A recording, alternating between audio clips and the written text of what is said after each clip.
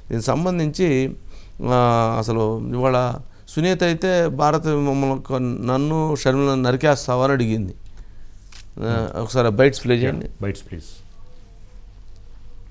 పులివెందుల్లో సింగిల్ ప్లేయర్గా ఉండాలనే వివేకానంద రెడ్డిని హత్య చేశారు. అంటే ఇంకా ఏమైనా హత్యలు చేయడానికి ప్లాన్ ఉందా ఆమెకి? నేనైతే నా వీలునామా రాసిస్తున్నాను నా పిల్లలకి. తెగించుకొని వచ్చాను. భారతి గారు నన్ను నరికేస్తారా, షర్మిలమ్మని నరికేస్తారా నాకు తెలియదు. సింగిల్ ప్లేయర్గా ఉండాలంటే అదొకటే పాసిబిలిటీ. అగైన్ ఈ హత్య జరిగింది ఆ ఒక్క కారణం గురించి. సింగిల్ ప్లేయర్ ఉండాలా అవినాష్ అని చెప్పి వివేకానంద రెడ్డి అవినాష్కి ఎప్పుడైనా ప్రాబ్లం క్రియేట్ చేస్తాడు. వివేకానంద రెడ్డి జగన్మోహన్ రెడ్డిని ఎదిరించి మాట్లాడగలిగే సత్తా ఉంది అన్న భయంతో ఈ హత్య జరిగింది. మళ్ళీ అదే మాట అంటున్నారంటే ఇంకొక ప్లాన్ ఉన్నట్లుగానే ఉంది. నాకు ఎప్పుడైనా ఏమైనా కావచ్చు, మా ఆయనకు ఎప్పుడైనా ఏమైనా కావచ్చు, మేము ఆ ప్రొటెక్షన్ తీసుకోవాల్సిందే.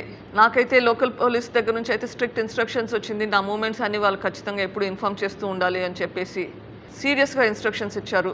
వద్దు అన్నా కానీ లేదు పెట్టుకోవాలి అని చెప్పారు. వాళ్ళకి ఏదైనా ఇంటెలిజెన్స్ ఉంటే మాకు చెప్పండి అంటే దానికైతే ఆన్సర్ చెప్పట్లేదు. ఓన్లీ థింగ్ ఇస్ మీరు సెక్యూరిటీ అయితే పెట్టుకోండి అని అయితే చెప్పారు.